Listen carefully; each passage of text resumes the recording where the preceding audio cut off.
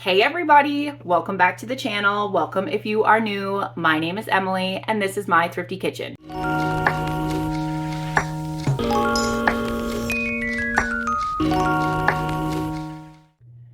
So a few weeks ago, I put out a video of 4 lazy and easy meals that you can make instead of ordering takeout or sitting in the drive-thru. It is not as easy as having someone bring out your food to your car, but it is way cheaper, it's probably healthier, and it probably takes you right about the same amount of time.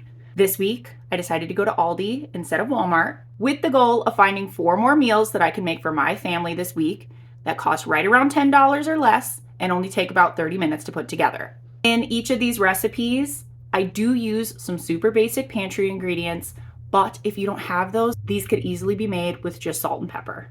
The first meal that I made was fish tacos, and the total price for these items was $10.61. I'll also be using a couple seasonings, some sugar, some oil, and some apple cider vinegar. Because it takes the longest, I started the rice first by adding 2 cups of water to a pot, and after it reached a boil, I added the box of rice and the seasoning packet. I gave it a good stir and let it boil for a full minute or 2 before reducing the heat to medium-low and covering it with a lid. I wanted to make some slaw for a little bit of freshness, so I made the slaw dressing with 3 tablespoons of oil, 2 tablespoons of apple cider vinegar, some garlic powder, some onion powder, and chili powder. I also used up this packet of sugar, which is about a teaspoon, and some salt and pepper. I set that aside and worked on cutting up this mango. I hate cutting mango. I know there's a trick, but I never got it, and I don't like to peel them first either because they get slippery, but I cut it in the middle to determine where the pit is, and then I cut the slices off. I used about half of this mango sliced up and roughly half the bag of the slaw mix as well.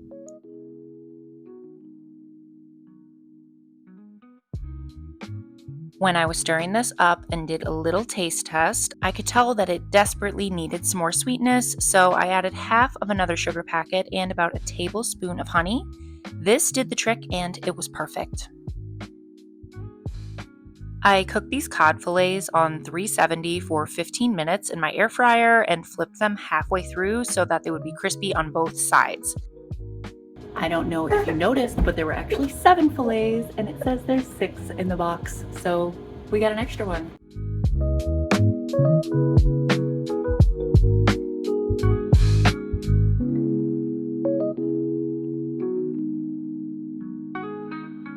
We ate these for lunch on a Sunday, and they were so good. The fish is not overly greasy, and the slaw was crunchy, and it had the right blend of sweet and sour. I definitely recommend giving these a try. Hey guys, so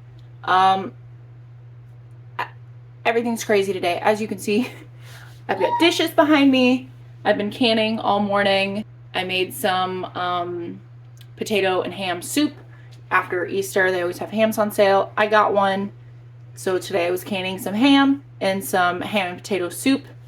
I got my Presto cooker back there. My brother and my mom actually gifted that to me as a birthday Mother's Day present this year. I know it's not Mother's Day yet, but my birthday is in January, so they just kind of gave it to me for that together, which is great because my house is really teeny tiny and I don't have a lot of freezer space, so being able to can things has been super helpful. But regardless of that, I need a fast lunch today. I barely have any counter space.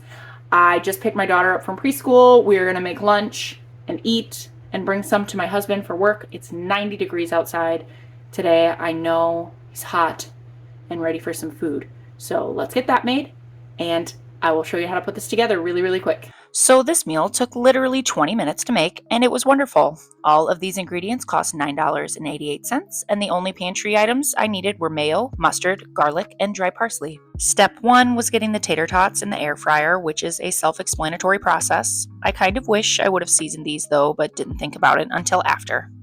Next, I cut the sausages in half lengthwise, then cut them in half again, quartering them. I put these in a buttered cast iron skillet on medium heat. These cheddar-wurst have lots of flavor and they are delicious. However, I still feel some type of way about them being called brats when they're technically smoked sausages, but I digress.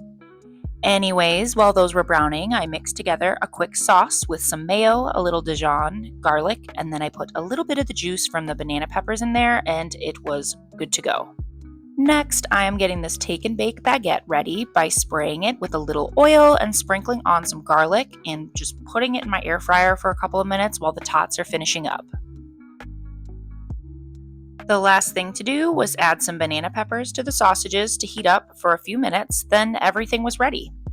I lined up the sausages for 3 pieces to be on each portion, but if you had more people to feed than I did, you could easily purchase an extra baguette and line the meat up differently to fill more space, cook up some onion, or even add more peppers to bulk it up too. There were still plenty of tots in the bag that you could use as well. I had 2 pieces of the sandwich, and the kids ate tater tots and the leftover sausage, and I packed the rest of this up for my husband and brought it to him for lunch, as well as leaving 2 portions of the sandwich in the fridge that I had for lunch the next day. Okay, so I'm going to do something a little bit different today. I have Salisbury steaks, and you might be thinking, Emily, we all know how to make Salisbury steaks and mashed potatoes, but I wanted to try something a little bit new. I do not live in Wisconsin anymore, but I am a Wisconsin girl at heart, and I have my best friend here. Hi, Bree. She is also a Wisconsin girl, and we thought, let's try to make some poutine. My Aldi has cheese curds. If your Aldi does not have cheese curds, there are acceptable substitutions. The traditionalists will say that you cannot substitute cheese curds, but sometimes people just want poutine. You can actually chop up string cheese. I've done that before. It's okay. It's all right. It's not as good as cheese curds, and it's definitely not as good as fresh cheese curds, but it is acceptable. So I got some French fries. I got some gravy. I've got some cheese curds. Let's make poutine. All of these ingredients cost $10.47, and this is all that we are using. The first thing I did was heat up the Salisbury steaks in the microwave for a little bit just to loosen the meat patties from the gravy, and then I got the French fries going in my air fryer. I put the steaks on a baking tray and cooked these for 6 minutes in the air fryer with the fries, and poured the gravy into a bowl to heat it up in the microwave. I also seasoned the gravy with garlic, salt, and pepper. When the steaks were done, I sliced them up to be similar size to the fries, then layered gravy, steak, cheese curds, and more gravy, and then seasoned with salt and pepper. I broiled this for a couple minutes until the cheese curds were melty, and this was bomb. So I think I saved the best for last with this one, and it was $8.97 for all the ingredients I bought. I also used almost an entire stick of margarine, but I do understand that butter would be better. The first thing I did was start the risotto according to the package directions and added 2 2/3 cup of cold water and the packet to a pot and brought both of these to a boil together. Next, I got my Brussels sprouts chopped up. I cut off the bottom and cut them in half, then melted a little margarine and poured it into the bowl and seasoned with garlic powder, paprika, parsley, and salt and pepper. I roasted these on 400 degrees for 20 minutes and gave them a good mix on the tray about halfway through.